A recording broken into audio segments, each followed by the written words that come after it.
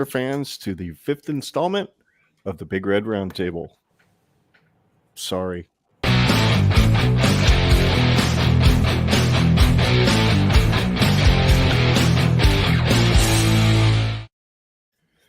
The Alliance has returned, also known as Generation Red. Scott and I, as well as Justin, Derrick, and Tyler from the Husker Cuz Cast, and we're hanging out tonight, and we are about to get really offensive.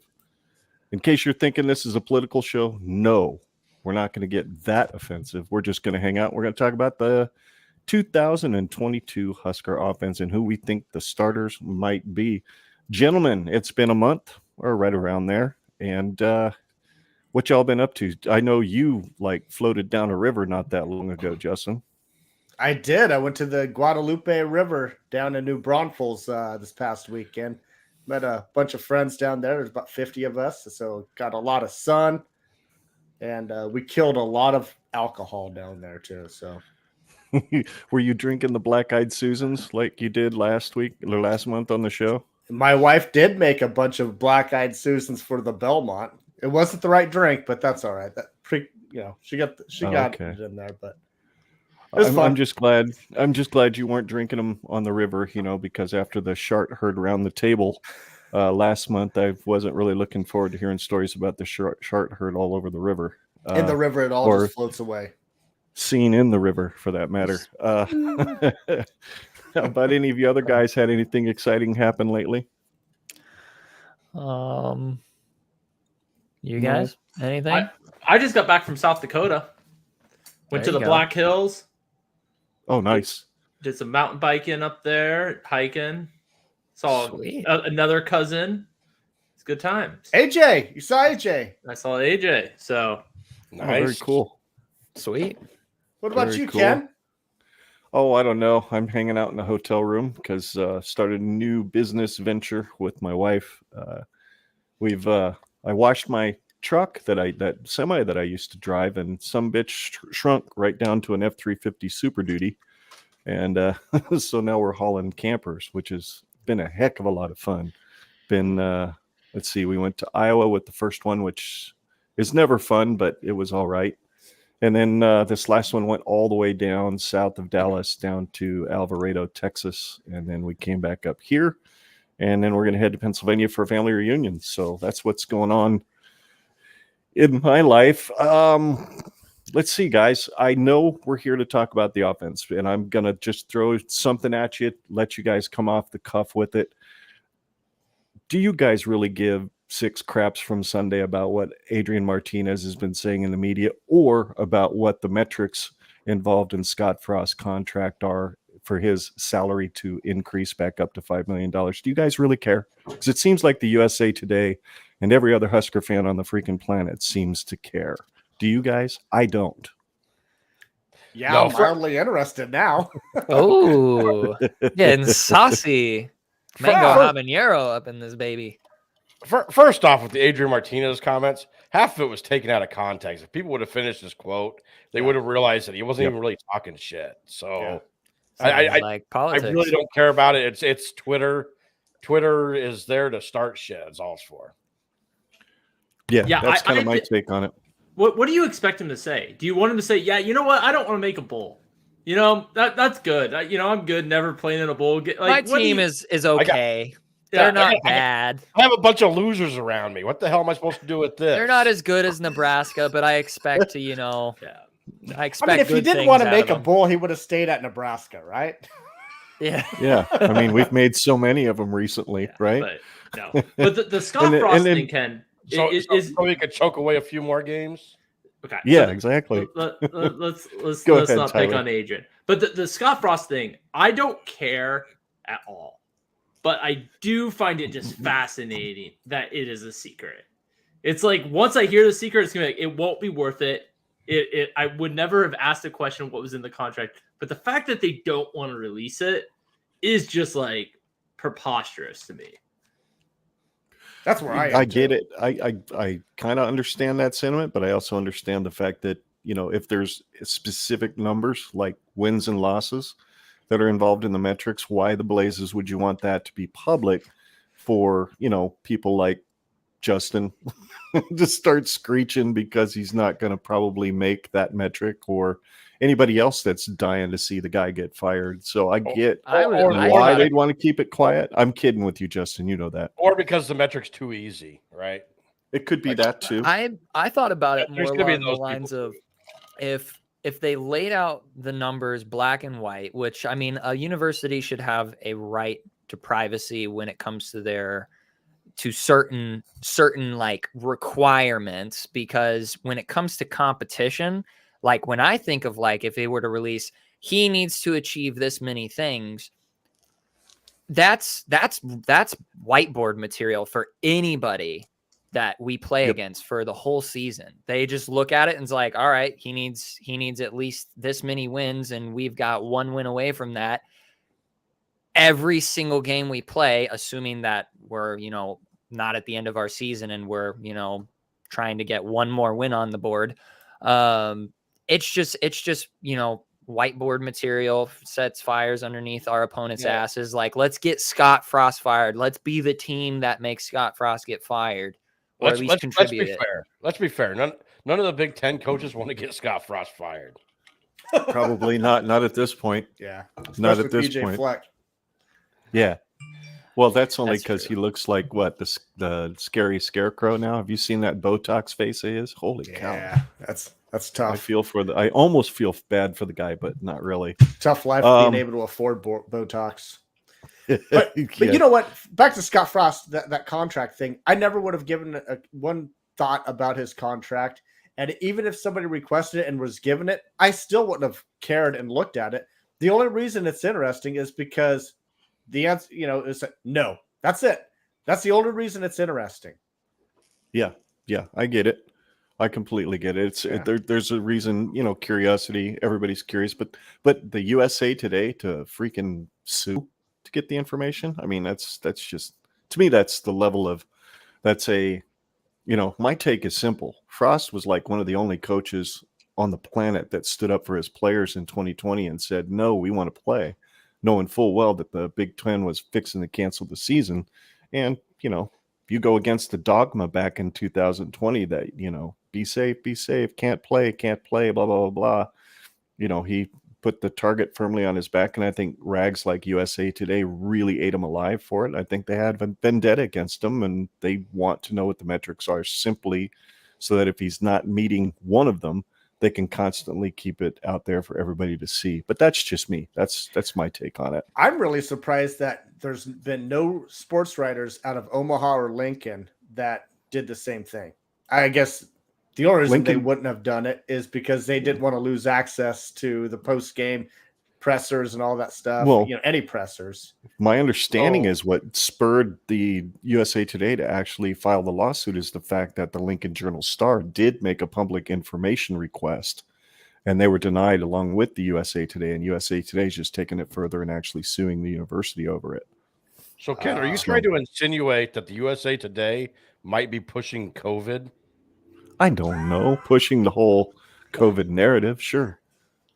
The same old narrative that we all heard. So, anyway. Strange to think that a newspaper would be pushing narratives. I have no idea why they have no agenda. There's all journalistic integrity everywhere. Is this the offensive part of the conversation? Something like that, yeah. We'll let our fans fill in the gaps. Before we tick off anybody else who might listen to this later, let's move into the main topic. Let's get offensive, as in pick offensive players. And, we were talking before the show. I think we had a great game plan to do this, and the fact that we're going to start with the most boring position of all, and that would be quarterbacks. I think we all know exactly which way the cookie is going to crumble when it comes to who the starting quarterback is. And if anybody has any objection, can't we all just basically anoint Casey Thompson as the starter come that first game in Dublin? I second that notion. I mean, absolutely. I do think the competition's still open, but Casey Thompson's most likely going to win. It would take a huge upset for him to lose that spot. Yeah, I completely agree. And I think you look back at the last 4 years when you really didn't have somebody that pushed Adrian. I think there might be a kid in camp that is going to push Casey, which is only going to make him better. And I think Purdy's going to give him all he wants in fall camp, because I thought he looked pretty efficient the little limited amount of time he was able to play in the spring game. So once he's healthy, I think he's going to give. But I think Casey gets the ball first.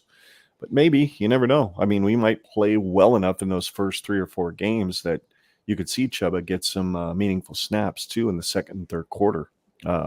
So yeah, quarterback 1, we all saying Casey Thompson. Quarterback 2, who do you think? Is it Purdy, or do you think anybody here thinks Smothers is gonna jump up there, or maybe even Harburg? I have Purdy.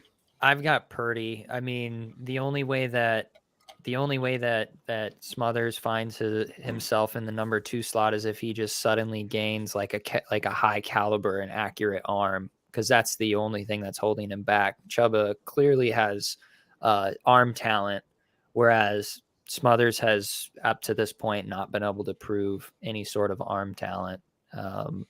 But I think that Harburg is probably right there fighting for that number 3 spot. I would say that Harburg's probably giving Smothers a run for his money at this point.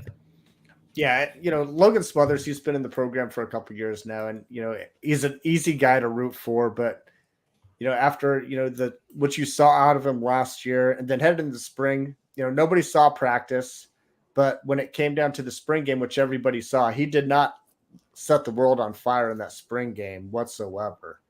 And so just going off of that, I mean, he is in a distant 3. I mean, I don't think he's in the conversation for a backup at this point.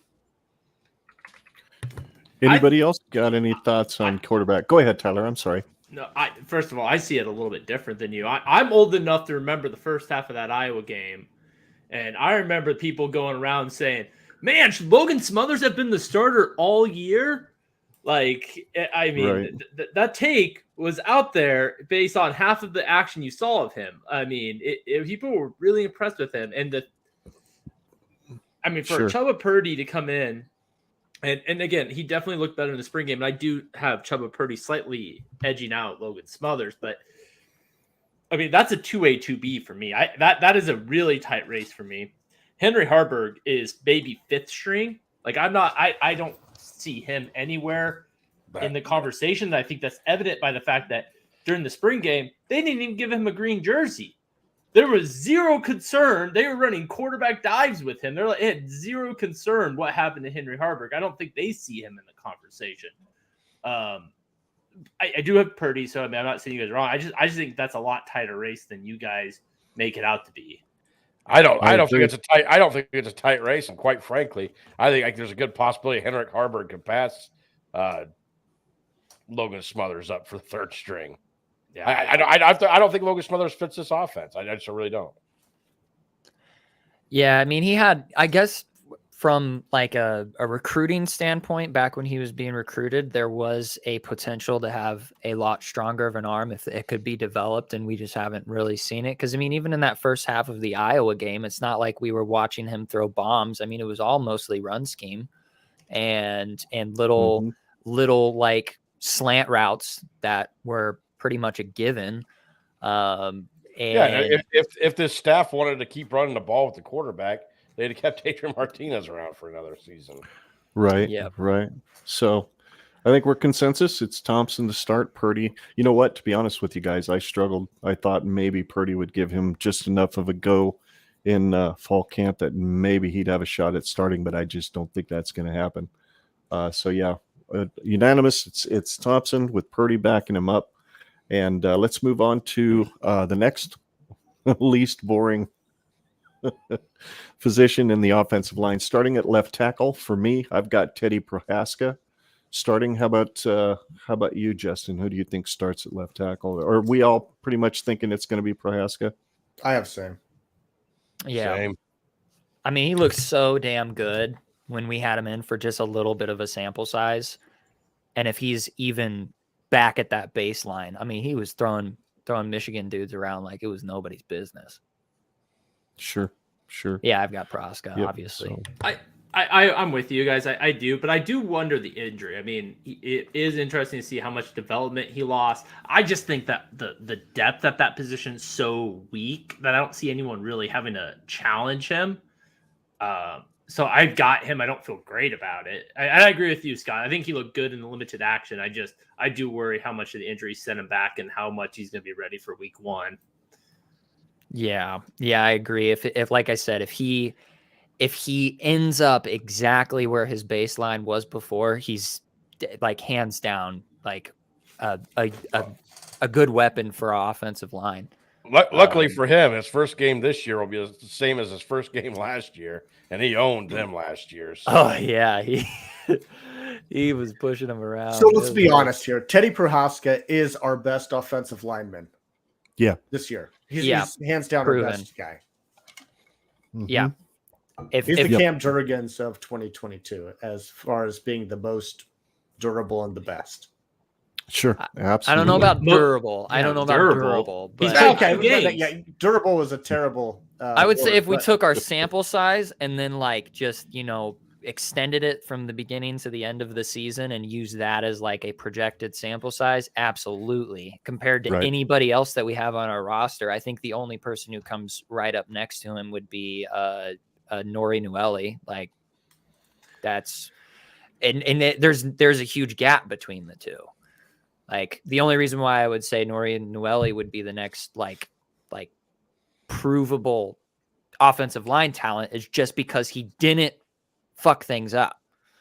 Like there wasn't a moment where you were like, God dang it, Nueli, you fucked up, bud. Yeah. So I'm done. Okay, well, that was 2 F-bombs in approximately 35 seconds. I have to say I am impressed. Let's I move was to the quoting other. myself, I got you. Let's move to the other end of the offensive line and go with right tackle. Why don't you start, Justin? Who do you think starts at right tackle? Turner Corcoran. And, the list at both starting tackles, is very small. And Turner Corcoran, I mean, he's the obvious choice right there, and I think he's going to win it. The rest of you guys basically agree. I'm in the Corcoran camp too. How about you guys? Yeah, I think it's Corcoran.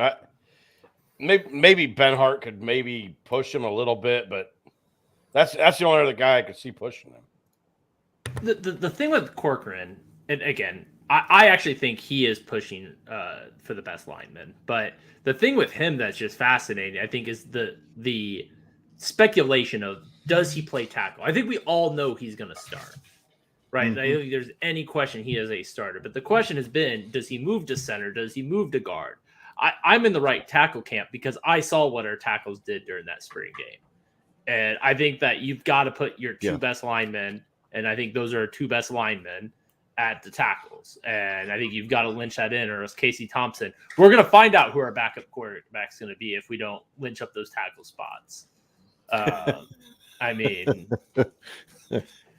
it's a fact. So, I mean, I like Corcoran there. Derrick, you're the same, and Scott, you guys with Corcoran on that deal? Yeah, I've got Corcoran, but I literally kept flipping back and forth between Ben Hart and Corcoran just because I don't know.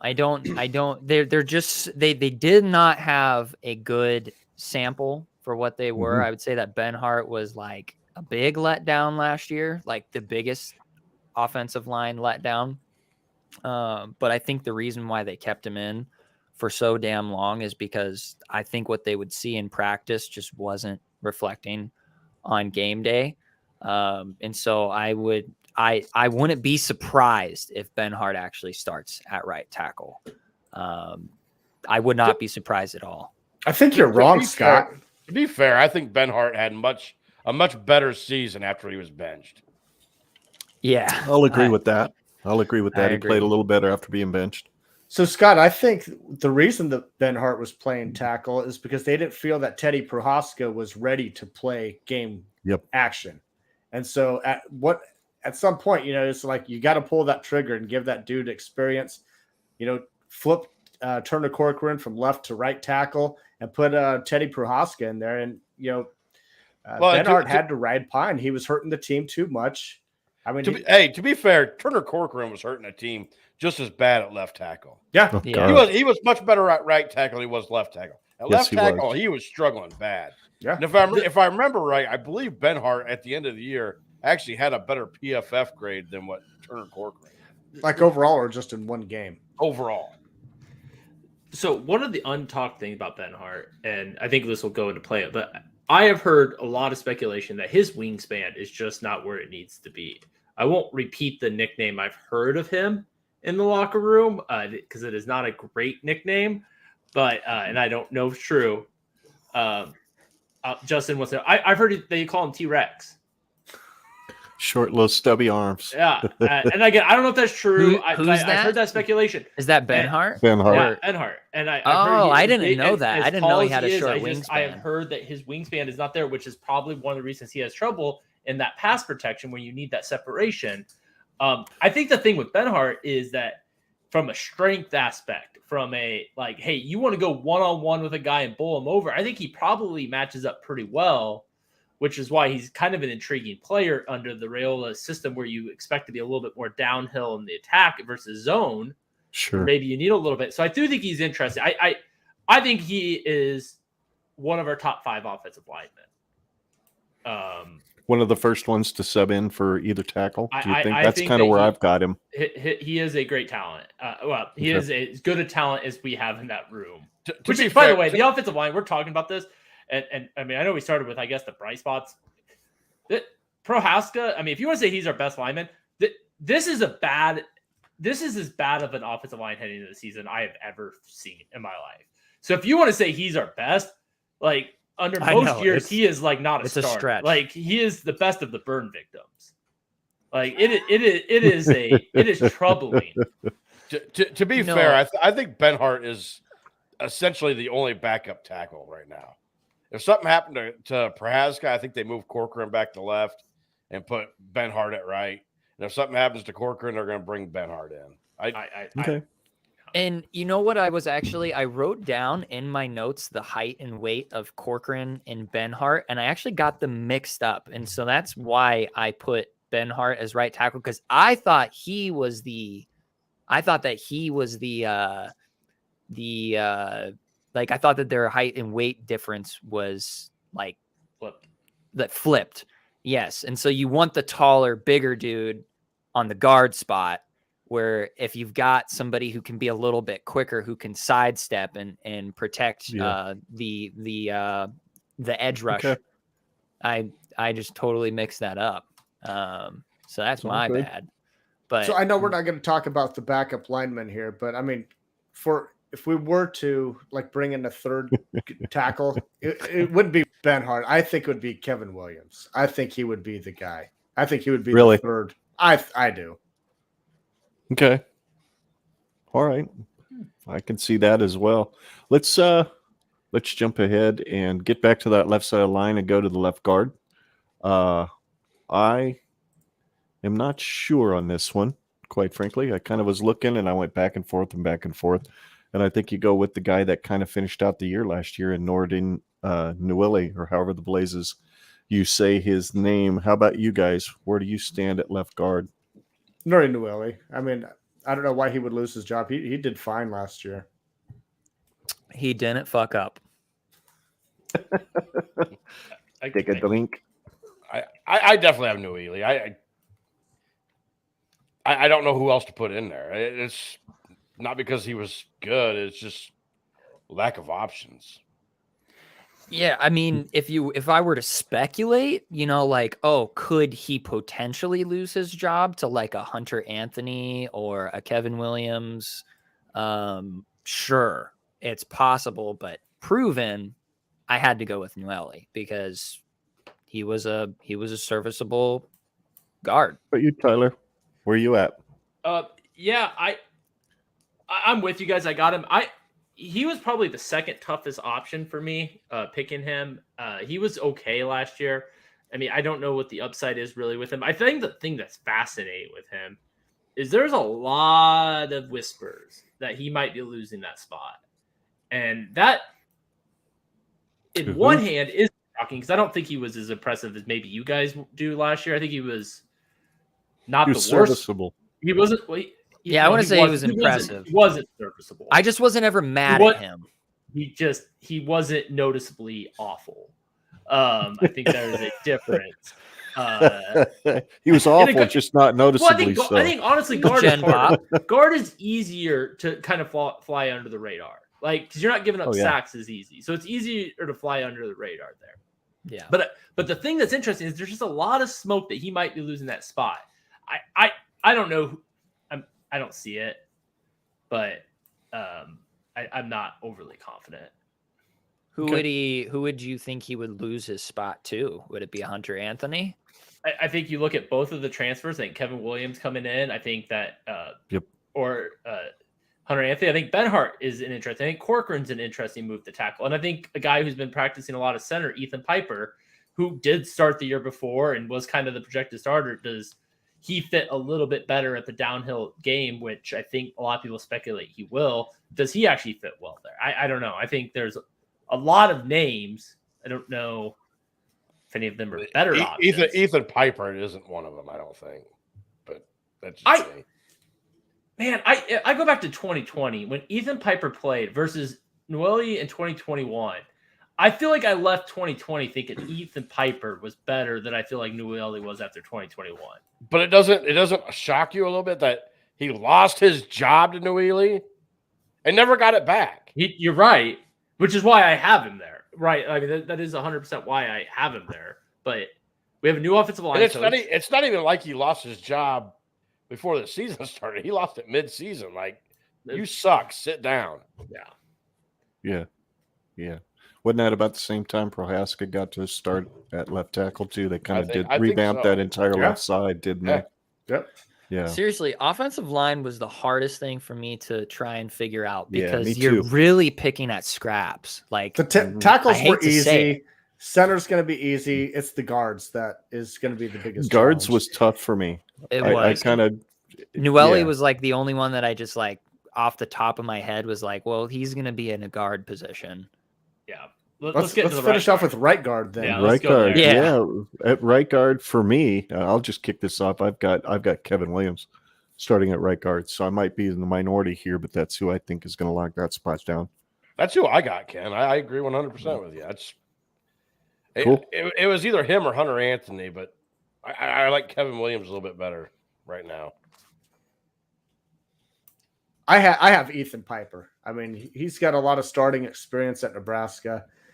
Another year under his belt. I mean, I think when we get down into it, there's not a lot of choices here. I'm not buying the transfers quite yet to make the starting lineup. I'll go next. I got Brock Bondo. I mean, so he started the spring game at guard. I just can't see it. I thought about him too. He's been pushing 30. He's been here for 15 years and he's played like 2 snaps. Yeah, I mean, I think he's a guy that I think that 3 years ago, maybe it was 2019. I think there was like a lot of hype around him. Like a lot of people thought he was that guy.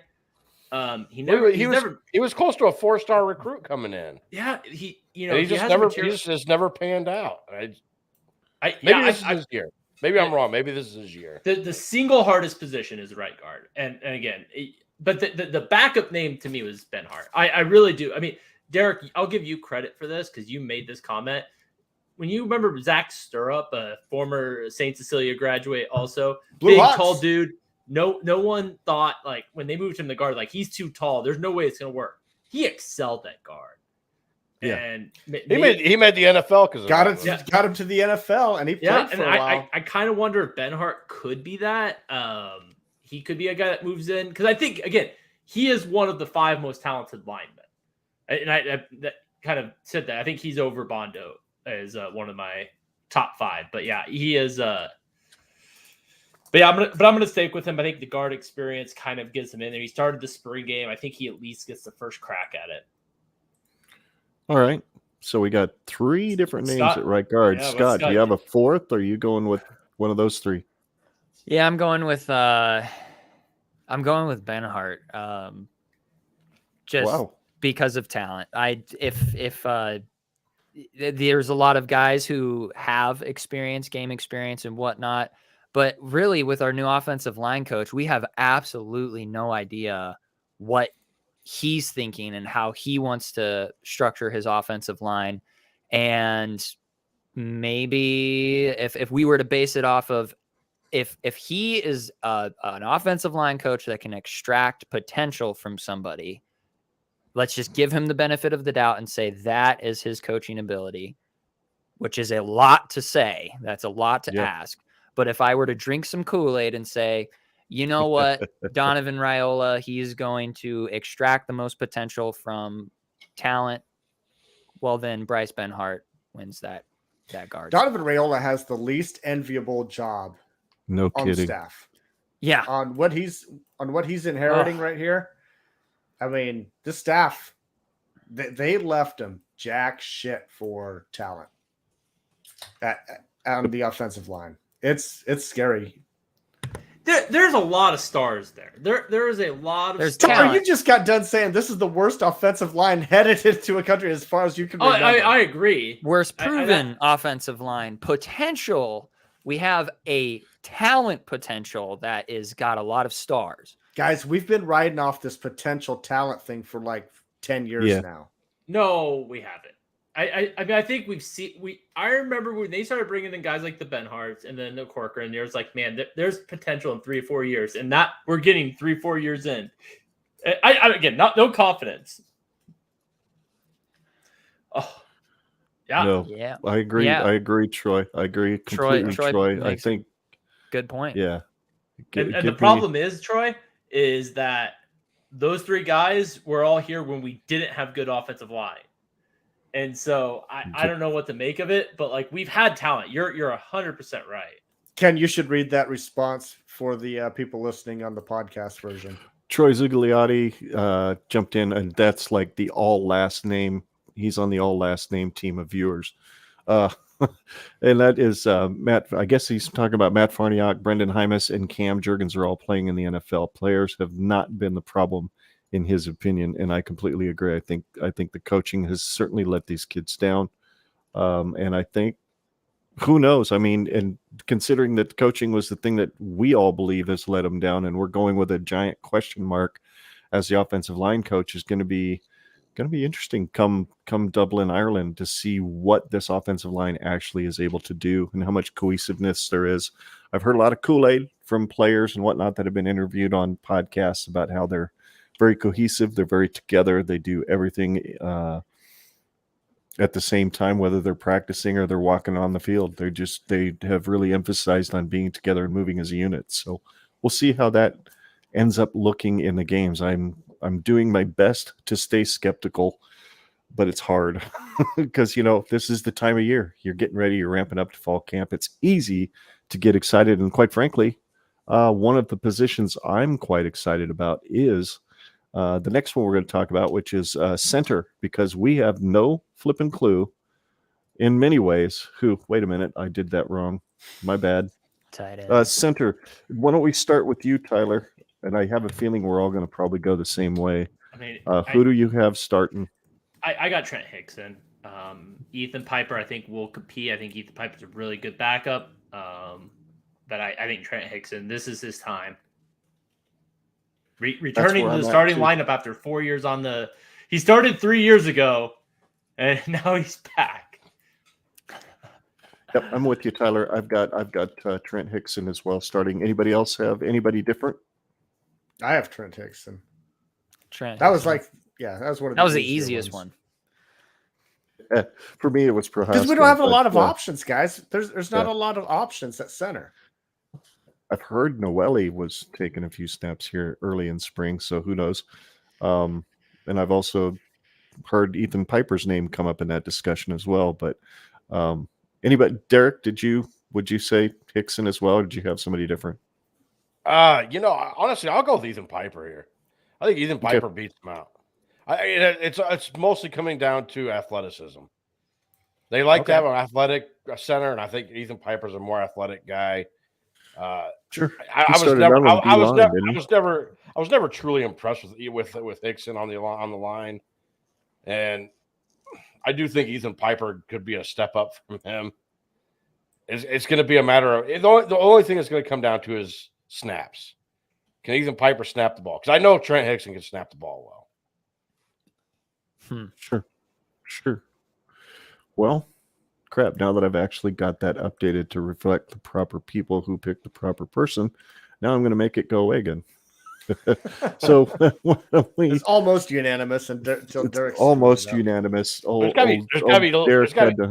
got to be some little debates here, right? We can't all agree on everything. Well, I don't care so much about the debate as much as I like doing the banners, and it's way easier to just type the word panel instead of everybody's name. So get in line.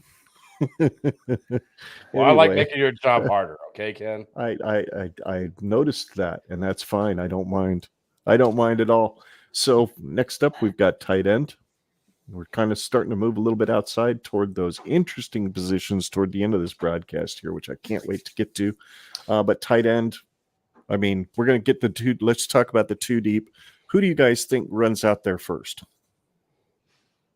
Scott. So how do you want to do this, Ken? Do you just want to go to each person, give their 1 and 2, or do you want to talk about everybody's 1 first, then second, or what? How about why don't we just do our 1 and 2 just for kicks and giggles, and then we'll go from there. So Scott, who's your top, and then who's your second tight end to run out there? So top is Vokalek. He's my number 1, just because of experience and serviceability. But number 2 is actually really hard, just based on what I saw in the spring game, which once again is a really hard thing to interpret. It can mean a lot or mean nothing at all. But I actually have either Nate Borkacher or AJ Rollins running out there as number 2, just because of how athletic they looked. Got to pick one. I ain't typing. I'm going to go with Borkacher. Borkacher. You picked the hardest name to type. Jerk. I know I'm going to misspell it, and I don't care. So Vokalek and Borkacher.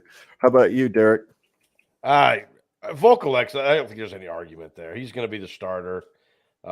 It would be Fedoni if I thought he was going to be healthy, but it sounds like his health is still going to be an issue. So I'm going to go with Chris Hickman. I think Chris Hickman finally gets a shot. I think gets settled in at tight end. He's going to stick around there, and I think it's his time to shine. Can you believe that guy's listed as a sophomore still? Yeah. Thanks, Seems COVID. like that dude's been in the program forever. Yeah, no doubt. Same as Nick Henrik. Yeah. No doubt. Absolutely. Justin, what do you think? I have Travis Vokalek and I have AJ Rollins. The tight end, I mean, there's guys, there's like fan favorites, like Chancellor Brewington. Everybody loves him.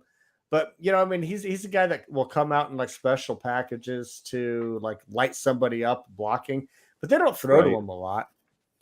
I mean, maybe he doesn't have quite the size for whatever reason, they just don't throw at him. But he's like one of the most exciting tight ends to watch out there. But he's kind of like the specialty guy.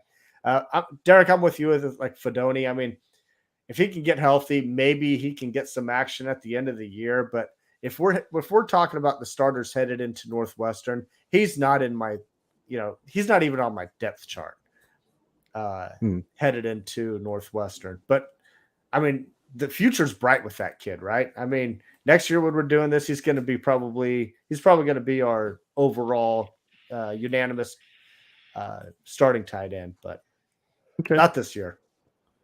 All right. Well, I'll just say real quick, I'm with Derek. I've got Vokalek and Hickman. Vokalek 1, Hickman 2. How about you, Tyler? Yeah, I mean, Vokalek's actually, I think, underrated. I think he's kind of flown under the radar. I'm pretty happy with him this year. I want to go Fedoni because I think not only will he, like Justin said, should be, but I think by the end of the year, he is the number 2 tight end. I think all reports are that he is going to play. But since I'm really thinking of this as game 1, I'm going to go Chancellor Brewington. And Justin, you kind of like poo-pooed that. Like, let's not forget, this is a guy who had 250 yards as a wide receiver at Northern Arizona. Like, this is a transfer who came in and he's made himself like into a tight end. And again, I know that you're like, oh, Northern Arizona, but we're about to get the wide receiver and we're going to salivate over IGA's stats in Northern Arizona. Root beer. Wherever the hell he was at, New Mexico State, same hot-ass desert. One's FBS, one's FCS, okay? They're both hot. Again, my point is I don't feel great about it. AJ Rollins is a good choice. I think that's an interesting one. Kyrie Stickman, I actually really like that pick. Again, I think there's a lot of competition for that, but I'm going to go. I am most confident that Brewington is going to play. I don't know how much he's going to play, but I am most confident if someone has to take snaps, he is going to be that guy. I have no doubt he's going to take snaps, just like he did last year, but I think he'll be used just like he was last year. I just think not as a receiving and goal line stances to blow somebody up. I mean, but again, he was a wide receiver. I mean, that's like I get it. I mean, but He should have some hands. He's your best lead blocker on the team. Roll him out a little bit, and I mean, I don't. Again, I think Fedoni will be in that spot. It's kind of a moot point. I think we just need to get 4 or 5 weeks in, and then he's going to be there. All righty. Well, son of a gun. We are to what I think is going to be the position that might stimulate the most discussion. And who knows, maybe we've all got the same 6 guys, but we're going to talk about the 2 deep on the wide receiver position. Why don't we just position on offense? Can we just get that out of the way? That. Wait, Deep. say that again, Tyler? This deep like the ocean.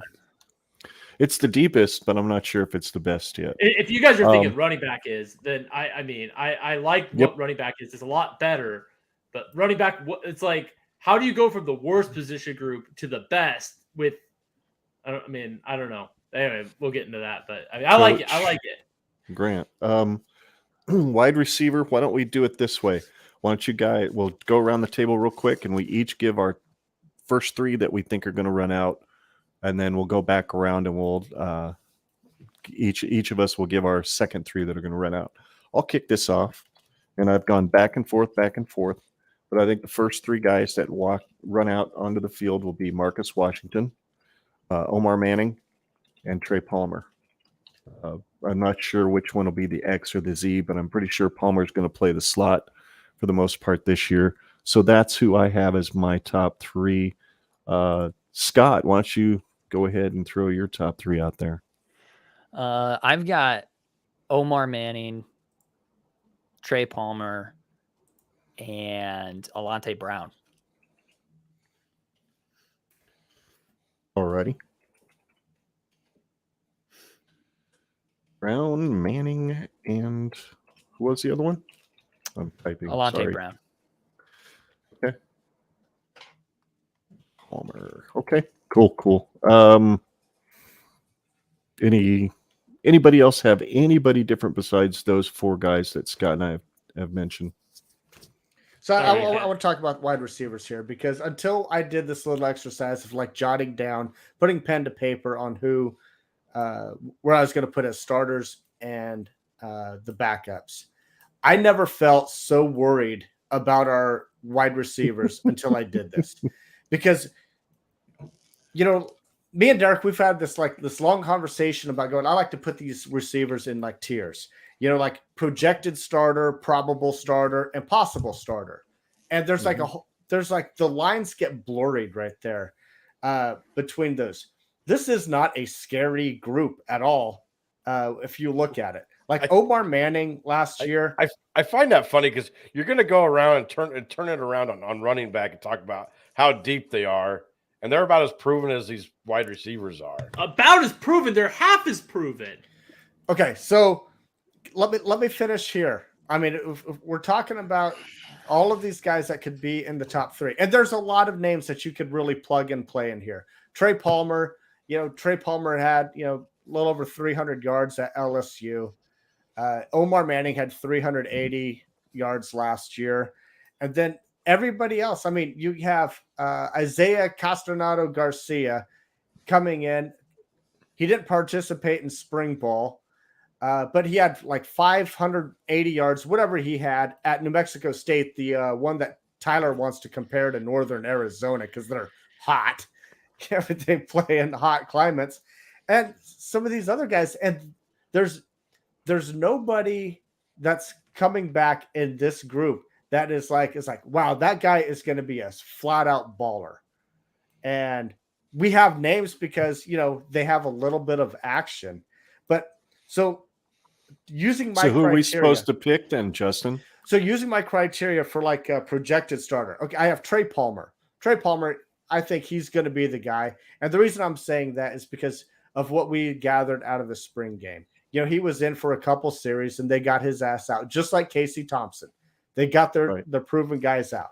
Probable starters, I got Omar Manning in there. I think he's a probable starter.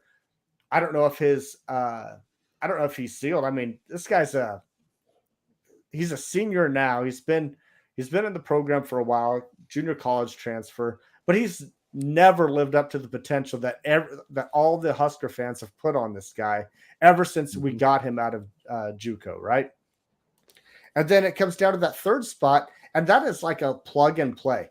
I mean, I could not find a definitive starter. So it comes out of my little tier of possible starters. And none of them are highly interesting. And I'm putting Oliver Martin in this group just because, kind of like Omar Manning, he's just been around forever. He's never lit the world on fire, but he's been around for quite a while. And so those are my three guys right there. But it's not a scary group. I'll disagree with you when it comes to Martin, simply for the sake that he did kick off the season last year against Illinois. Bad game for the Huskers, but he had a great game. 135 yards receiving. He got injured to the point where his leg was basically not flexible at all until the very end of the season. I think Martin was poised to have a good year last year, and maybe if he's healthy this year, he could have a good year this year, but I don't have him in the starting three. Simply, the reason I went with Washington as my first pick is because of all the receivers in that room, Casey Thompson's likely going to have the most ability with him. They've played and he's a guy that didn't before. They know each other. In spring ball, wasn't even on campus. Didn't Yeah, I get that. I get that. The power curve on learning of the offense. I get that, but you just said this is the receiver, the position group you have the least amount of confidence in. I think you would be a little more confident in the guy that's actually played with who's going to be our quarterback. So that's why I picked Washington more than I picked any of the other guys. Is he's played with Thompson. They're going to have some rapport with one another. So anyway, let's see here. We've got three of us that have gone so far, right? Me, Scott, and Justin. How about you, Tyler? Who do you've got in the top three coming out? I mean, I've got the exact same three as Justin. Okay. My stance on those three is completely different than Justin. Like, I think that is a really solid Big Ten wide receiving crew. Like, I mean, you look at those three and you're like, man, that's like this kind of ragtag. I think that's a really good group. Trey Palmer's clearly our number one wide receiver. I think Omar Manning's their second best wide receiver. And then I have Oliver Martin there. I really could have interchanged Oliver Martin with a couple guys. I think there'll be about a couple guys that will really take equal snaps as him. But I'm not saying that this is three NFL guys, but I mean, I look around the Big Ten, I'm like, well, I like this receiving core more than what Iowa is going to roll out there, and more than what Wisconsin is going to roll out there. I mean, I think this is one of the top 4 or 5 wide receiving crews in the Big Ten. I mean, so your tier group is a lot like mine. You got a projected guy, a possible. Yeah, I get. But what you think of those guys' upside is different. You're like, man, I don't feel great about them. Honestly, when I think of this year, I think of 2018. If you guys go back to 2018, you had Stanley Morgan go over 1,000 yards, J.D. Spielman go over 800. I don't know if I see the same production, but I think Trey Palmer pushes that 900 bearing. I think Omar Manning kind of gets to that 600, 700 mark. And then I think you get like a few guys instead of like that 120 yards they put up in 2018. I think there's a few guys that get like 200 yards receiving and mix it out. Yeah, I like Trey Palmer. I'm really psyched on him. I think that him coming in is a really good restart. I think he's going to be like a Wan'Dale Robinson from LSU. I think I'm psyched for him. I would be shocked if we had two guys that combined for, 1,500 yards. Whatever you said. That's about what I would have thought. I think, I would be shocked if we had two guys. I'd be shocked if we had two guys that combined for 1,200 yards. Well, so what do you think we're going to throw? Do you think? Get the fuck out of here, Justin. With the Derrick, whipple offense, you're not going to have two dudes that hit 1,200. That's all right. I can't. You guys are getting spicy. I can't with him. What you loved Trey Palmer 3 weeks ago. 3 weeks ago, you're about to get a tattoo with him across your forehead. And now you're like, oh yeah, he's gonna go for 400 yards. He's a bum. I mean, you can still go for like 700, and then the next best wide receiver go 500. So that's 1,200. That's 1,200. That's what I said. Yeah. You said you'd be shocked if we had that. Apparently, our quarterback's only going to throw for about 2,000 yards this year. Yeah. That's going to be a long the worst year. passing offense Nebraska's ever had. You have to go back to Tom Osborne. Ken, I'm with you. Ken, I'm 100% with you. I don't think there's an argument. I disagree with Justin. I don't think Omar Manning and Trey Palmer are on two different levels. I think they're both starters. I think it's hard to argue. You look at those two guys and you sit there and go, oh, who's going to start above them? There's nobody going to start above them. The third guy is a little more skeptical, but I'm going with you. I like Marcus Washington. He's already played with Casey Thompson. He's had a couple of receiving touchdowns from Casey Thompson. Had a couple of 100-yard games. Yeah, like why would this guy not be in there with him? I think that's half the reason he transferred here. If there's anybody, in my opinion, that's going to give him a run for his money, it's going to be Alante Brown getting in there with him instead of him. But yep, I'm with you. I am with you. But to me, that's the only reason why. Yeah, that's the only reason why I picked Brown is just because of why? Well, yeah, why are you guys picking Brown? I'm picking Brown just because best case scenario with Marcus Washington is he shows up, gets the playbook down right away, just absorbs it all right away, understands what his role and his position is, and is able to transition his talent to the field. Alante's been here a while, and he was plagued by, a nagging injury all of last year or for a majority of last year, or however that played out. I don't really remember. And honestly, I picked Alante Brown just because of bias favoritism. I like the dude. I think he's a cool dude. I'm sorry to interrupt you, but let me translate Justin for you. So Justin's stance is, if you're not an All-American already and you haven't played yet, if you've played, you haven't produced enough. And if you haven't played, you're a bum. So you can't win unless you're an All-American returning. Like, that's the only way you're worth a shit. I get that. I get that pessimistic viewpoint. I understand the glass is half empty. That is how I tend to think of things. So I completely empathize with Justin's overall takes at this point. If you, I'm gonna also add that I'm gonna buy a little into the all the spring talk of him about how much he's improved. And did you see that in the spring game? Did we see anything in the spring game? Really, we didn't see shit in the spring game. We saw stuff that was so vanilla. They forgot to put the vanilla in. It was terrible. It was unwatchable football. If you're basing the whole season off the spring game, then you just want to go put your head in the sand and wait for your fucking prom, dude. I tell you what, I would rather base things off the spring game of what I can see instead of like what the coach speak is during the spring. Nobody's watching the practices. All you have to hear are other players like pump everybody else. Going by your standard, there's no way Casey Thompson's starting the season. There's no way they let him play 3 plays and pulled him and was like, yeah, that's our starter. I mean, that's what I would deduce out of that. If there's like, okay, yeah, that's our confirmed starter. We don't need to see any more. Honestly, I make my preseason guesses, because that's really all I'm doing is guessing, is just honestly off of intuition. Like, that's it. That, like, I can use the spring game as kind of a lens. I can use the previous season as a lens, which last year we really didn't have much to go off of. So this year, really the only thing that I can really truly guess when it comes, especially with the wide receiver room, like, it's a freaking weird room. Tons of potential, but nothing that's really been proven up to this point. Really, all I can do is what's my intuition, and what's behind my intuition, my emotions. So, like, how do I feel about a guy? Well, I kind of like Alante Brown, so that's why I picked him. Do I like Oliver Martin? You don't need to justify it. That is a very solid pick.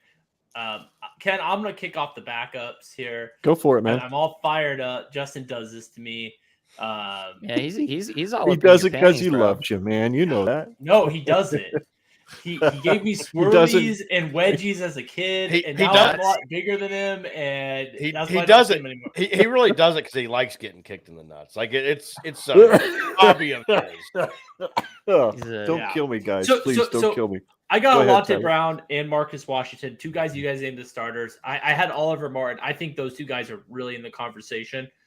The sixth guy, I think, is really kind of a moot point. I brought this up when we did defense about a month ago, and I highly encourage anyone to go listen to that. So I think we gave the best predictions, better than any magazine out there. But to me, the sixth wide receiver is only to be used in case of injury. And I'm going to go Brody Bell. There's a lot of names out there. But DB, David Benning, has been all over this guy. Sure. I think that, he thinks he's one of our 4 best wide receivers. I think he actually has some starting. I think there's a lot of talk about him. I actually thought he played pretty well in the limited action that he played last year. I like Brody Bell. And I cannot, the other name that I wanted to put in there is Janarian Bonner. And I had this conversation with Justin and Derrick. I can't get my head around playing a true freshman 5 to 7 snaps a game. And maybe that's what we should be doing, but he's the other guy that I'm kind of there. IGC, Isaiah Garcia, he's in that conversation, but I'm going to go Brody Bell. I'm just going to speak for Justin here and say if Brody Belt is in the top 4, shut the program down. Well, David Benning today said that he is. I think David Benning still has him as a starter.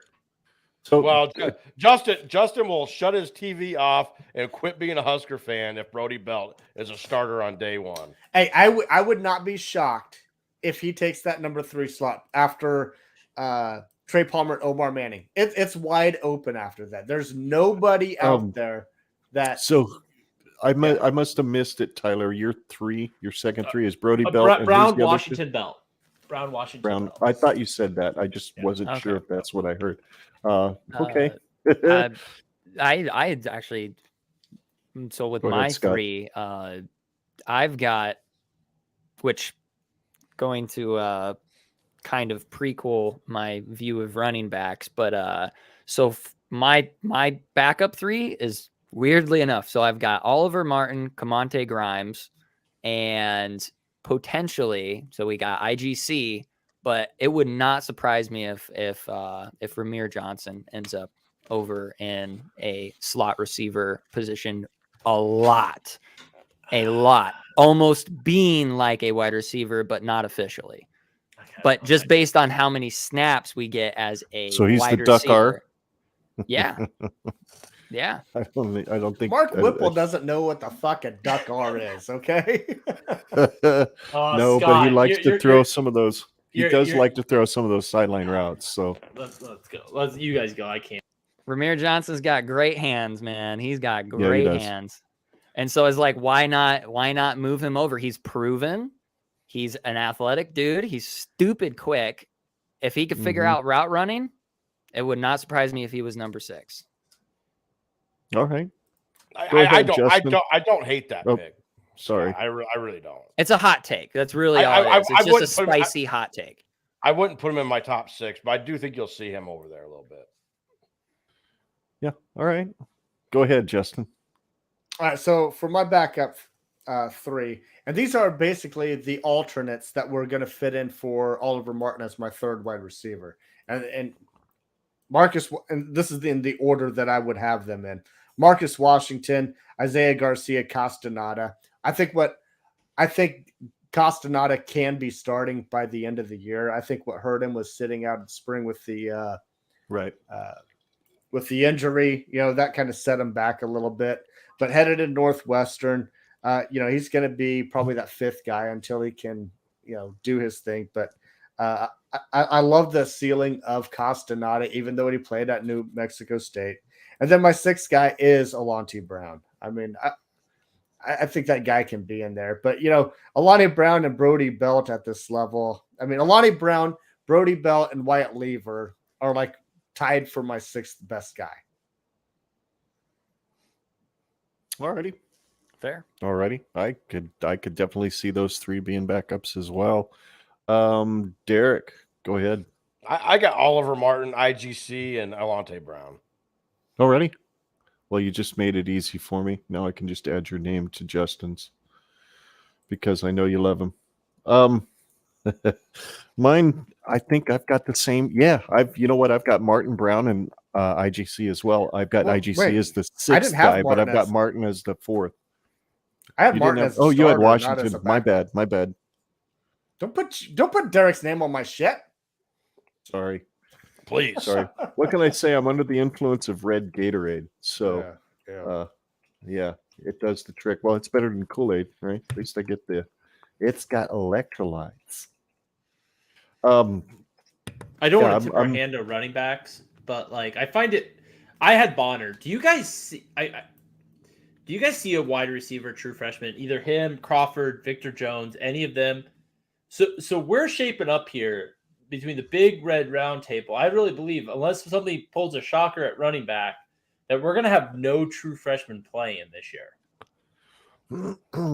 So I'm going to add to that. I think you're right, Tyler. I mean, as far as meaningful time, so you even add Bonner, Crawford, and Jones. I know Scott had Grimes in there, but I think Kamani Grimes and Hardy, I think they're left out of the picture also. Don't you think Bonner? I find it fascinating for a team that, especially at some of these positions, they didn't crush it last year. That you think that none of the new guys, these true freshmen, other schools, 4-star freshmen come in and play, and we're like, nah, not in Nebraska. We're too stacked to have a 4-star play right away. I don't know. I'm on that boat too. I wouldn't be shocked if a Bonner or Crawford do creep in there. And so who would you not? Okay, so typically Nebraska, they play like 5 or 6 guys, right? 5 or 6 guys. Brody Belt's the name I'd knock out. I put Bonner in over Brody Belt. I was half tempted to do that for my 6th guy. So who were your backups? Let me read on the back. My backups was Washington. Brown, and Washington. Yeah. I'm sorry, say that again. Belt, Brown, and Washington. I don't have Isaiah Garcia Castaneda in my top 6. You don't have him in top? Okay. I guess I didn't realize that. Yeah, he could be. I wouldn't shock me. I think he's a good talent. It's a matter to be, like I said, he was in that conversation. There's a lot of. I honestly think that you didn't realize that New Mexico State was an FBS school until we hit record. We've had this conversation. I have not been high on him. I have not been as high on him as you guys. He has the most yards last year out of anybody playing on our offense. Hey Justin, do you know I was an all-district offensive lineman at some small-ass school too? Oh yeah, and high school. That's what you're talking about right now with New Mexico State. You're talking about he had 500 yards. He wasn't Smoratory crushing this competition. Again, maybe he will be. This goes back to the reason I love this room, because there's 8 or 9 guys that I really like in this room. And I think it's deep. I think it's talented. You take out Ohio State. Maybe I'm bullish here. Maybe it's the bourbon tonight, but I really do. I think I put our wide receiver room. To me, it's clearly the best position. And the fact that I don't have Isaiah Garcia Castaneda in my top 6 is evident of how good I think this room is. Because I think he is a good talent. I think he starts at Iowa. I think he's a starter for some other Big Ten teams. I don't have him in my second string. Lost in this whole conversation that we've been having about wide receiver and lost, especially in some of the pessimism that I've heard from a certain member of the cast, is the fact that we've got that wild card in the wide receiver room in their coach, and the fact that he's one of the best in the country. He's a developer. I could see a guy like Janaran Bonner being one that really takes to his system and jumps in there and actually gets a lot of meaningful snaps about halfway through the year. But I just don't see. I'm not sure how Mickey Joseph handles true freshmen. Has he played a lot of true freshmen in his background? I never looked all that closely, but I think when all is said and done, I think he's going to go with the proven guys. He's going to go with the guys that really jump on to his coaching style and work with him, which is why I think somebody like an Omar Manning, somebody like an Oliver Martin even is going to really benefit from the fact that Mickey Joseph is here. I would not be surprised to see somebody like an Oliver Martin in the top 3 by the time the season is over. Plus, those guys are like 23, 24 years old. I mean, that helps. Yeah, and he's against 18, 19 years He's one of the most athletic people on the entire team, too. Yeah, I mean, his scores and some of the agility drills and stuff last year were eye-popping. The fact that he got hurt in the first game sucked, because I thought he was poised to be that guy that, puts up 700-800 yards like a Spielman would do regularly. But anyway, this has been fun, but I think the fun is really about to get ramped up a bit, because for me, and I respectfully disagree with you, Tyler, but I think running back is the best position on the team. It's got at least one guy that's pretty proven in Romero Johnson. He's got plenty of talent, got plenty of wiggle. Of course, for someone like him, it's always been longevity, durability. It's kind of been his problem, especially last year. He got beat up pretty badly by the end of the season. So starting with you, Justin, why don't let's just go around the table and pick our starter, just our starter, and then we'll go back around and go second and then third string. So who do you have starting? Romero Johnson. It's his job. It's his spot to lose, in my opinion. I mean, the way that he finished up the season last year, he can do it all. Scott, you were talking about his hands. Yes, he can catch the ball. I mean, there's no doubt in my mind that he's going to be catching the ball out of the backfield. He can run it up the middle, as what he's shown last year. I mean, it's his job to lose. I mean, our running backs, as many guys that we played last year, there's really only one dude that really shined. Yep. And that's Romero Johnson. Mostly due to injury, but yeah, I agree with you. I agree with you. We're going to talk about Irvin in a second, but did Irvin blow your mind at all the time that he played? Hell no, he was getting didn't. there. He was getting there. I thought he was getting there. I thought he was showing something in that OU game until he went down. Yeah, I thought he was looking a little better. But then again, let's give the kid a little bit of a break. He didn't exactly have an offensive line in front of him that was worth 6 craps from Sunday. So they're not improving. Half the time they were getting blown up into the backfield, and he was trying to make things work. And it's hard to do as a 18-year-old coming out of high school to try to figure out how to. Line. Yeah, he did, but they had kind of figured some things out by the time he got in there. In my opinion, that's just my opinion. But so you've got Johnson starting. Who else has Romero Johnson starting in amongst the panel? Okay, you've got him, Derrick. Oh, the Husker Cuz Cast, unanimous. I'm going to be the outlier. I think Grant gets it done. I think Grant runs out there first. How about you, Scott? What do you think for running back? Honestly, I don't know what to think. Because with Brian Applewhite, like, it's kind of hard to read the guy in exactly what his his prototypical apex running back would look like. Obviously, he just wants a guy who's going to get the job done. Obviously, Romero Johnson has proven that he can get the job done. But if I were to be a running backs coach, which I'm not, and I don't know diddly squat about it, and I were to interpret, well, what kind of running back do I need in the Big Ten to be successful? I think you need a bigger guy. And Romero Johnson is athletic. He showed he's capable, but why is it that he doesn't have, like an Amir Abdullah type stat line. And I think it's honestly just because he's just a little bit undersized. And I really struggle in size though. Amir Abdullah had about 10 pounds on him. He's like 195. He's and 200 Romero Johnson. when he left. Yeah. He Ramir's was sitting right at struggling about to get to 180. Yeah, Ramirez struggling, like at best on a full stomach and a wet t-shirt, like he's at about 185. And if I were Brian Applewhite trying to interpret the Big Ten and what he wants in a guy, I mean, it's obviously Romero Johnson's job to lose, but I think it's a really easy job to lose when you are as undersized as you are. Like that's Okay. that's my thing. So I do have Anthony Grant as the starter. Is Anthony Grant that much bigger than Ramir? I think he's up in that 200-pound range. He's kind of a bowling ball, and he's pretty doggone quick and strong. I like him a lot. Yeah, he's 210.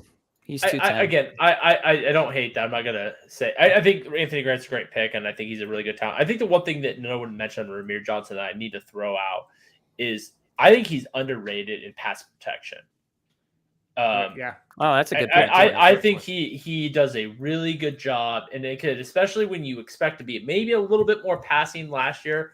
Not only can what he do out of the backfield, that is special. I think you keep him in pass protection. I have a lot of confidence in him covering Casey Thompson's ass. Well, that was one of the things that was said last year, why he was getting more playing time even early on over guys like Step. Yeah. Step, he sucked in pass protection. And as bad as that offensive line was last year, the running back was asked to do quite a lot of things. And Step's a big dude too. Yeah, and again, and Romero Johnson, he's not big. I'm not saying you guys aren't wrong in that take that he's not a big physical guy, but he runs tough. I think it's also really hard to okay, if I were running backs coach, I would want a big, fast guy. Like that's what you want in a running back. So Anthony Grant. But then if you think about a Mark Whipple and being the offensive coordinator, what does he want to do? He wants to pass the ball. So it makes more sense to have a proven multi-purpose running back who can also swing to the outside like a Romero Johnson would be able to do and trust his hands. And so there's a key word you use there that is why I picked Romero Johnson is because he's proven. And he's the only proven guy that we really have back there. And it shocks me that everybody's so high on these running backs when really we have one proven guy back there. And I don't know that I don't know that Romero Johnson's starting at 12 of the 14 Big Ten schools. But I think he's the best we got right now. And the rest of it's unproven. I don't know what they bring. I'm with I understand that take. Go ahead, Tyler. Yeah, and Scott, can I go to get my second running back? Because I think Scott kind of set me up perfect. You mentioned a big, fast guy. That goes my number 2 guy, Jockey's Yam. I mean, you want to talk about the big, fast, stereotypical running back that has all the athletic attributes.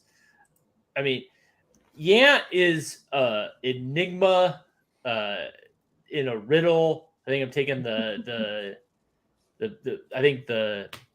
You're butchering the shit out of it. And what is it? An enigma wrapped in a riddle, something like that. I don't know. This guy could not play a snap this fall, or he could be a starter. I mean, John Keziant is all over the place. I don't know what to make.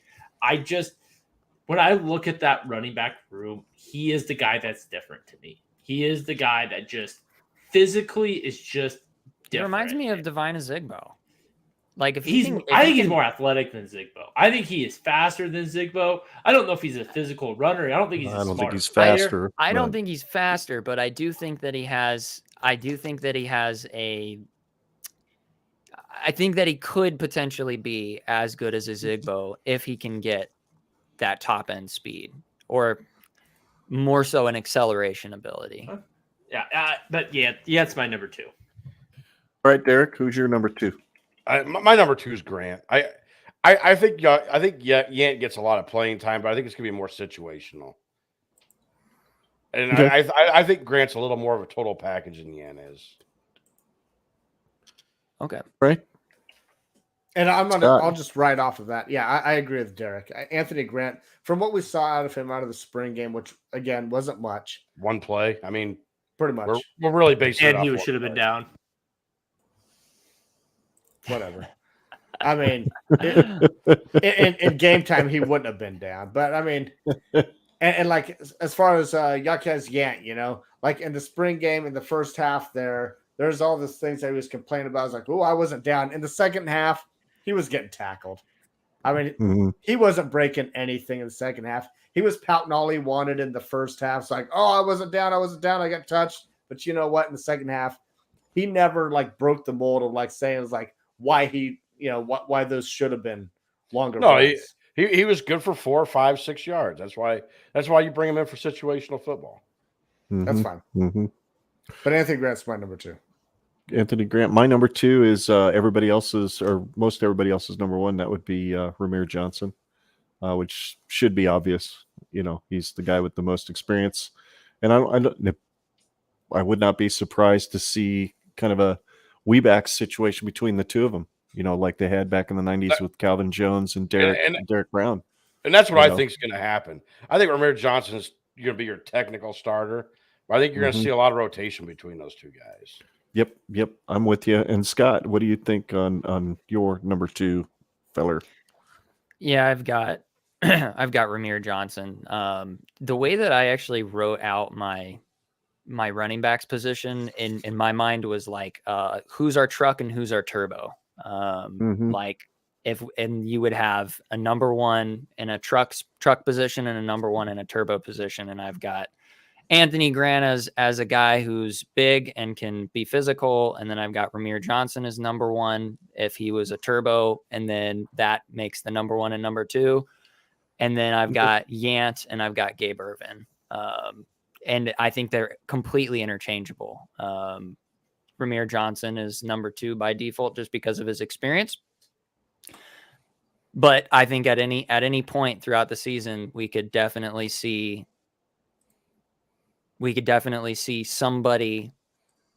anybody out of these 4 guys that I have: Anthony Grant, Gabe Ervin, Jacques Yant, and Romero Johnson. You could see any one of them really take off and be our bell cow. All right. That's how I interpret it. So then you're the guy that you think will be the third running back. You going with Yant, or you going with someone else?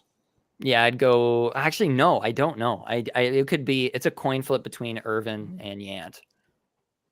Gotta pick. You gotta pick, Scott. Don't make him. Come on, man. Flip that coin. I'm gonna pick Yant. Yeah, I'm picking Yant. Yeah, just because I like the dude. I think he's awesome.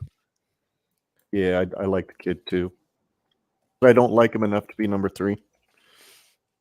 I like Ervin, believe it or not. I think he's pissed that he got hurt going into Oklahoma and he was about ready to break a big run when his knee popped. I think he's pissed. I think he's used that to fuel himself. He's a big kid, 6'1", 6'2", 210. He's a good-sized kid. I think he's a nice changeup, and he's hellaciously good at pass blocking. That's why he started as a true freshman, was he was a good pass blocker, and God knows we needed some protection for Adrian all season. So wait, how did that work in the Illinois game, though? It didn't work well because we didn't realize they were going to come out. Nothing worked well in the. Oh yeah, because it was the even front. Oh fuck, we don't know an even front. How's an even front work? What's that? Yeah, it was terrible. No idea how to coach Absolutely against an terrible. even front. And even the coaches were fighting about what to tell the press afterwards. So yeah, it was a mess. That game was a mess. So Tyler, who do you got for number 3? You guys have all mentioned him. Anthony Grant's my number 3. I do think it's a really close race with him and Jacques Yant. It will be. There's a lot of backs in this room, and I think the gaps between them all is really small. I do wonder how many snaps there are to go around. I mean, I'll be honest. Gabe Ervin was in that conversation with me, and AJ Allen was in that conversation with me. But I do think Anthony Grant's interesting. Look at the recent history of JUCOs coming to Lincoln. You had Mills. You had, Anthony. Was it his name? Greg Anthony? Am I butchering that? Something like that. Something like that. He played for like 6 snap games and left. I don't remember. Oh, who that Greg was. Bell. Greg Bell. Greg Bell. Greg Anthony was a basketball player. Yeah. I was like, that didn't sound right. But you've seen these guys that come in, and they've all been good. And I think the thing about Grant is I think he's about that caliber. And the fact that I have him third gives me more confidence in that room, because I think he's a good player. I think like in a couple of years past, like he would have been the starter. He would have been the guy. And the fact that I got him third kind of shows where I think this room is going. And it's Weren't you just talking shit about this room, but right before the wide receiver? Oh, no, I was praising the wide receivers. But you were talking shit about running backs. No, I said you guys all are going to have the running backs the best. I'm going to have the wide receivers the best. All right, fair. Go ahead, Justin. Who do you got? Right, so to recap here, I have Romero Johnson as my number 1. Anthony Grant as my number 2. For the third guy, that's kind of like a wild card slot here. I mean, I think there's several names that you can plug in here with Jaquez Yant, Gabe Irvin, and maybe even AJ Allen. But I put Gabe Irvin in this slot just because he did start last year. Not that he really did anything, but I mean, it's a wild card slot. But what I think is interesting about all this conversation is one name that I never even considered for this third running back slot is Marquez Stepp. And he's a junior. And I don't know what, he's one of the eldest running backs in the room. And I just don't see a spot in him. Tyler, you were talking about AJ Allen, and I like AJ Allen's prospects about seeing the field a little bit more than Stepp. Sure, me too. I agree. I think early in the season, I think what gets interesting is you go back and look at Minnesota last year. Minnesota got beat to shit, and they were playing their 4th, 5th guy. God will that doesn't happen to Lincoln. But if that does happen, if you're going to pick a 5th string running back, Marquez Stepp's not a bad name to have back there. I guess that's kind of my perspective. Hey, do you think he's kicking himself in the ass for leaving USC as Lincoln Riley comes in? His ass would have been cut. His ass would have been gone anyway. You think so? Yeah, he'd have been gone anyway. He wouldn't have fit that system. Derrick, who do you got at number 3? I have to go with Yant just because I called him the situational guy, and I think he's got the best chances of getting on the field. I love Gabe Irvin. I do, and I would love to pick him as my number 3 running back, but since I've got Yant as my situational guy, I think he's got to be your technical number 3 guy. Yantinator. Oh boy. Well, I tell you, I listened to, I don't know if you guys listened to, I can't remember which podcast it was. I listened to so many of them. I think it was Church of the Corn. They had Isaiah Harris on, one of the walk-on running backs. And they were asking him specifically about Yant. And he said he's kind of like all over the place. Some days he's really focused. Other days he's just kind of, and he said he likes to do a lot of dancing around instead of hitting the hole hard. And Coach Applewhite keeps getting on him about just go forward, run through people. This is a vertical offense on the running game. It's not a sidestep and dipsy doodle and juke. So I was kind of like, well, that's interesting. A big dude like that doesn't want to cut up right in the middle. So the name escapes me right now, but that is not uncommon. We had a running back, maybe it was even the Riley years. He was a big bodied guy, and he had trouble going north. And Amani Cross. Was it Amani Cross? At that time? Or was it when Azigbo was in the doghouse all the time with Riley? God, I can't remember. Maybe, yeah. I mean, I want to say it was Cross. I think you're thinking of a Wilbon. That's who I. That could be Mikhail Wilbon. And he wasn't a big back. That's why he never saw the field. He wasn't a big back, but he just danced. Danced. Everybody was so high on Mikhail Wilbon because he won that off the scout team MVP. Yeah. So did Washington. Or what was his name? The kid in 2018, 2019 that ended up leaving the team. He did that all the time. They'd call inside runs and he'd bounce it outside.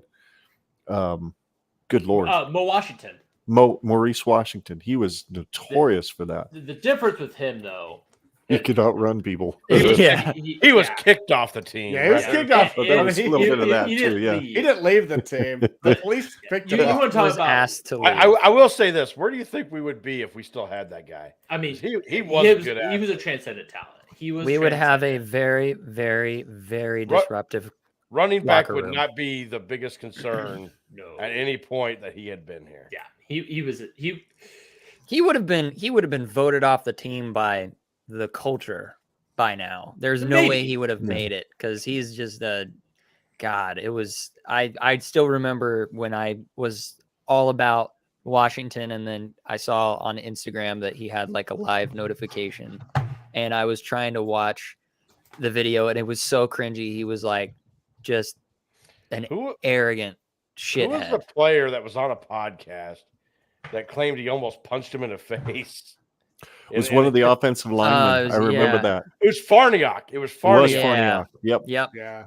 But Mo Washington is like one of the great what ifs. Like Yep. the only running back that I can remember that I was like, and it a lot different career, but David Horn. Do you remember David Horn? Yeah.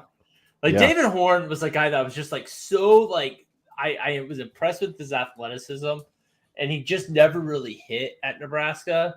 Mo Washington's that guy for me too. He is right in there. Like what could have been. I think Yeah. David Horn had a really good freshman campaign and got injured. I think that was more of, and then he eventually got kicked off the team. David Horn got kicked off the team. Yeah, that was like 2002, 2003. Yeah, Josh he got Josh kicked off the Davis team beat too, him yeah. out. For marijuana. He got kicked off the team for marijuana. I was That's a wee right. little pipsqueak at the time. He had 1,000 yards into his career heading into his junior senior year and got kicked off the team. Wow. Rip. So very that's similar, true. I think. Of again, not near as personal problems as Mo Washington, but the two biggest what ifs to me. Anyway, Absolutely. that was a tangent that we didn't need. No, it was yeah, no, you're right. It's if he would have been able to get his head figured out. I mean, he was a multi-purpose back for anything. He was just kind of small. Can I just say one last thing about running backs? Yeah. So Sure. last year at this time, running backs was a shit show to me. Running backs was that position that I was worse at. And heading into this year, it's probably my second best position group. Right now, I think we're all in agreement. Offensive line is the worst position group, right? Yeah. Yes. Right. The most Mhm. questionable for sure. Do you see any chance that heading into 2022, we're sitting here saying, just like running back, I think everyone thought running back was the worst going into 2021. Is there any chance you're like, man, offensive line looking pretty good right now? Or is this just like, we're in like a 5-year rebuild here? So there's no way that we would ever know unless you're listening to Mhm. media that don't see practices, or if you're going off the coaches talking about practice. There's no way we will know headed Right. into Northwestern if that offensive line is Again, I'm good. not saying that. I'm not saying going into the season we're going to change it, but I'm saying by the end of it, like we start getting a by the little end of bit the more- season? Yeah, Oh, I'm saying, yeah. like, is there any You chance our misspoke offensive because you line said starts- before the season. Yeah, I'm sorry. Is there any chance by the end of the season that we start seeing it like we saw running back, where it's like, yeah, it's not as bad as I thought it was going to be? Yeah. 100%. Oh, yeah. Well, absolutely. I mean, I think you could say that with look, every Justin- position that we have a new coach at. Justin wants Yeah, to say there's exactly. going to be Justin wants to say there's going to be no improvement, but I look at it as there's nowhere to go but up. So, I mean, I think yeah, there's a lot. There's a high chance of going sideways. I said that like I last don't year think so. and the year before that. In the year before that, like there's only one direction we can go, and it's up. And it's like, yeah, well, And We then never we saw go the 3 and bottom. 9. Yeah. we just when we thought Justin, we read thought that we were banner, at the please. bottom, it Do was what? like Read that banner, Justin. The live stream. Yeah, he had that up earlier. Live stream is a short-free zone. And I barely Sure. shorted this time. oh my So I'm goodness. surprised you didn't. No, That's so the one I so dropped offensive earlier, but- line is the scariest unit on offense, followed by wide receivers for me. And then it's gonna be I don't know. I mean, I don't worry about quarterbacks. Quarterbacks I have no worry about. I have no worry about tight ends. And I don't worry about running backs. And I mean, I guess if there's any separation, I guess maybe running backs would be the third most, but I don't worry about running backs. That's crazy coming from the biggest Casey Thompson shit talker I know. Okay, I gotta get one last thing. Casey Thompson. So this is a guy that I hate almost every Casey Thompson take. There is the camp that think Casey Thompson is going to come in and going to change Big Ten football as we know it. Nope. And then there's the camp. Let's call this camp the Justin camp. That's like, this guy sucked at Texas. This guy almost got benched. In his first year as a starter, led the Big 12 in passing touchdowns. But he was benched. He was benched. You asked Justin. He was benched. It wasn't injuries. It would have been benched if it wouldn't have been for injuries. Yeah, it would have been benched if injuries. But yeah, I mean, this guy was a bum. Like, he's somewhere in the middle there. He isn't going to revolutionize the quarterback position this year. I don't think so. And this guy's in a buzz. So Adrian Martinez threw 1 interception for every 30 passes, and Casey Thompson threw 1 interception for every 29 passes. You know how many more games Adrian Martinez started heading into last year? I'm not talking about starts. I'm talking about passes thrown. I understand that. But Casey Thompson, this was his first substantial playing time in his career last year. You don't think he can get better after like that? Essentially, this was, again, Adrian Martinez, 4-year starter. I can't see him making a big jump all of a sudden. 1 year starting for Casey Thompson. You don't think that there's an evolution that's on the table for him? Maybe. Again, there's also a wild card involved in all of this, and that is the fact that the quarterback coach is completely different now. I mean, if Casey Thompson were coming in and he was going to be coached by Verduzco, I wouldn't see a whole lot of difference. But he's instead being coached by a guy that's extremely into the details. He doesn't prepare. He always prepares his quarterbacks. You ask anybody that's ever been coached by him, there's never a defense that the quarterback's going to see that he's surprised by, because that's how detailed Whipple is. How quickly Thompson picks up on all that, there's the question. But at least I think he's got an upgrade in a coach when it comes to tutelage on his quarterbacks. And let's be honest here, guys. Can you honestly say you're not going into this season thinking, oh, crap, if our starter goes down, it's all downhill?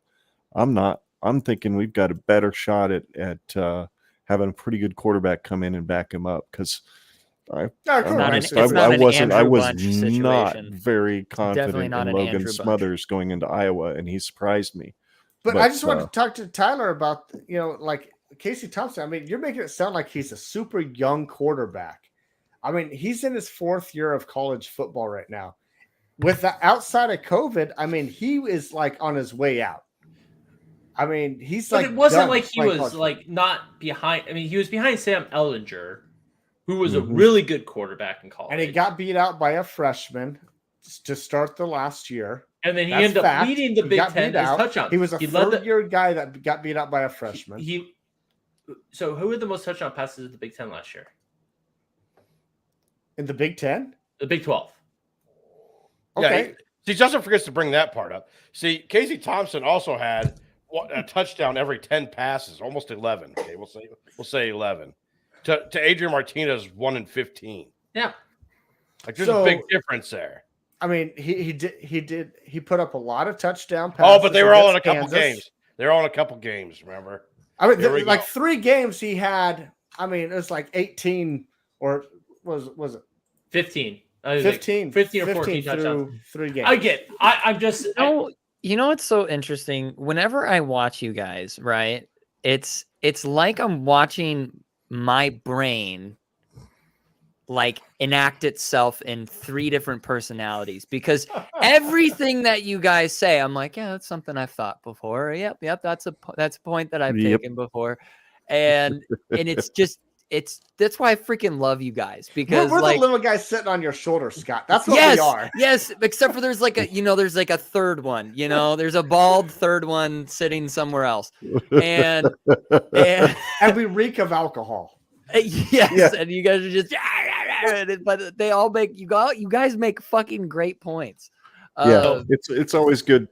It's always good for sure. I mean, this has been a fun discussion. Go ahead. Go No, ahead. no, I- guys. one I last didn't thing. mean The to thing I cut gotta you say guys is that off. Justin and Derek are clearly on opposite sides of the shoulders, and they will always be on different sides of the shoulder. Like That's Like, not I true. ju- Derek, I- how many I times do we jump. agree tonight? Like I once. jump. Like One one. is more than ever. But There was a podcast a while back that you guys like agreed like 3 different times, and you guys were just taken aback by it. It was amazing. I don't remember which one that was, but well, It doesn't happen often. It doesn't happen About often. anything. About anything. It's not just Husker football. It's anything. It We really don't- is. That's, Except that's the family. only thing we really agree on is beer is good. And Guns N' Roses is a good rock band. The which best you're wrong. ever. You're Beer wrong is on. good, but we disagree on which beer is the best. So I gotta do a shameless True. plug here, True. Ken, as we're getting out, because the Cuz Cast, we've had a hiatus for about a month and a half now. Next week we're coming back. We're Awesome. releasing new content. We're finally taking summer vacation off and coming back and talking football, because you could tell we're getting a little lived up right now. So getting awesome. jazzed. Awesome. Our, Been our show missing it. will be more regular here on out until the end of the next season. That's awesome. And, you know, the next time we get together to do one of these, which will be the last one of these roundtables in the off season anyway, will be next month.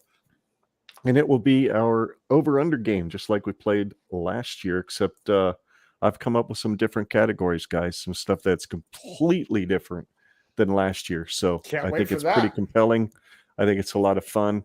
For example, I'll just give you one Ooh, example sneak peek. of something Sneak that we're going to peek. do. And this is just a bonus question. And I'm that gonna is stay in over. the 2021, Romero Johnson was second on the team in all-purpose yards with 730, 495 rushing, 197 receiving. I have an over-under for Romero Johnson in all-purpose yardage this year because we've got that many more running backs in the room that can do a lot of the things he can do. I have his over-under set at 543. So that just gives you a sample of what we're going to talk about next You month. can't Go answer ahead, it, Tyler. Can't answer yet.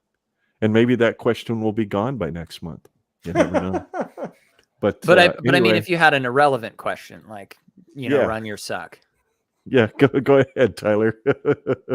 oh, the finger up was like that. That's an over. Oh, I'm not tipping my finger. I'm not tipping my hat at that. I believe I See- won last year, didn't I? You sure? Or did I not win last year? Yeah, you how did, we and play? I still have yet to mail out the to send you guys That, the that you know what? Don't worry about the- that. You'll just have the to do gift double cards. this year. There were- 'Cause I there- will win again. There Mr. were no- Overconfident. Might There as were no- well just stack them up.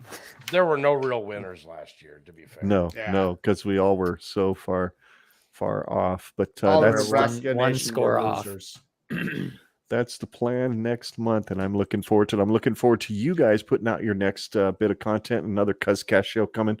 Where can folks find you guys, Justin? You can find us on Twitter at Husker Cuz Cast. You can find our podcast anywhere you listen to your podcasts. But yeah, hell, we even have a Facebook page. Don't tell Yes, me. There you do. go. They got Facebook. They've got the Facebook. You can find us at the same places at Gen Red Pod on both Twitter and Facebook. Gen Red Pod is now the name of our YouTube channel as well that you're watching this on if you're watching. And genredpod@gmail.com is our email address. You can find our website at genredpod.com. So that's it for tonight, guys. This was a heck of a lot of fun. Really appreciate you guys taking the time to do this. And until next time, we're the Big Red Roundtable, and we're here to remind you that Iowa's corn still and will always suck, and there is absolutely no place like Nebraska. Absolutely. The Big Red. Peace out. GBR.